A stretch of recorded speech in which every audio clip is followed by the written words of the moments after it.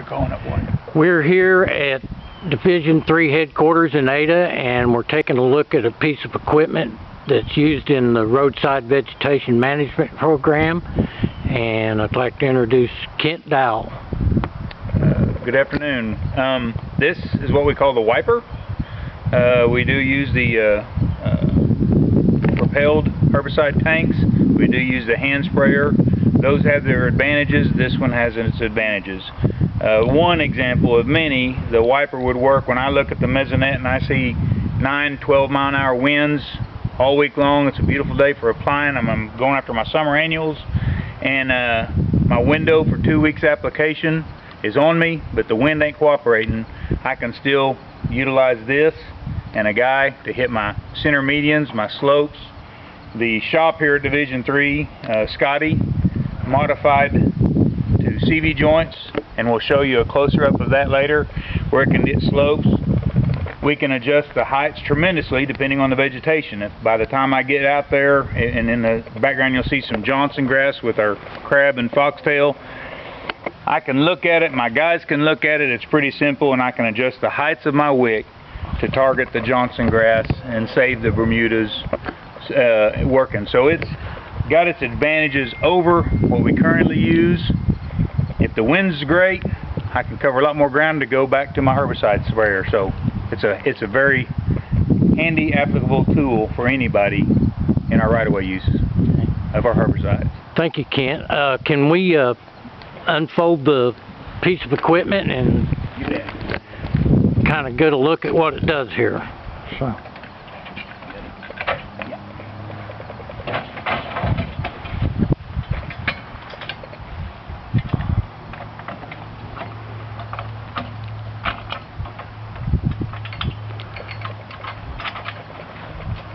It's really a two-man is all you need to sit it out and deploy it. To adjust the heights, you see the four. I can do right now. We're set perfect for this pasture for the Johnson grass. We are going to actually apply a herbicide targeting our Johnson grass here, but we can set our heights. If the Johnson grass is up, I don't want to do tall Johnson grass or tall weeds on a low setting, because the way the wiper works, if I lay that plant down and only touch that first contact one, the others don't. So we want to get it up high enough. Lester's excellent at doing that, where we can get as much coverage on all the weeds as possible. So we do that by adjusting the heights here. Can you explain a little bit about how it adjusts to the terrain? You see the Scotty at our shop. What we used to have just a dead man pivot where this rotate up.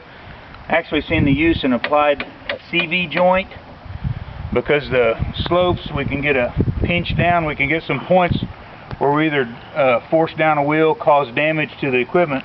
He applied these CV joints.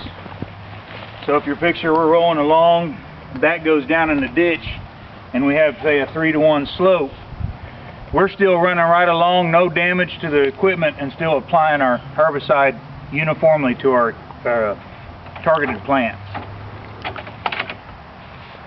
Can we start it up and drive it across the field? And Lester Reynolds, he has a lot of experience in using this, or more than me, so now he'll take over now and explain what he's doing and how it's running.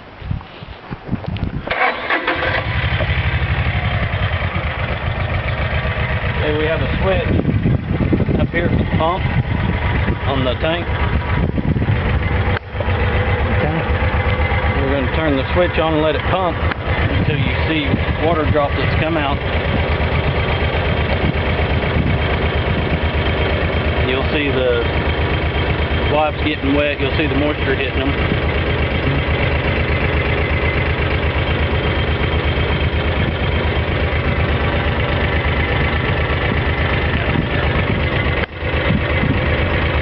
You see the stick coming out of the bottom?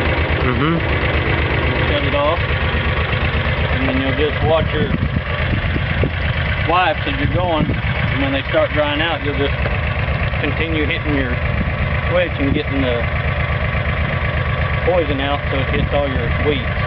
Okay. Yeah. Add a substance soap like you explained to me. That you could do. Oh, and you can also add soap to your mixture to let a little bit of foam come out so you can see the foam better. And,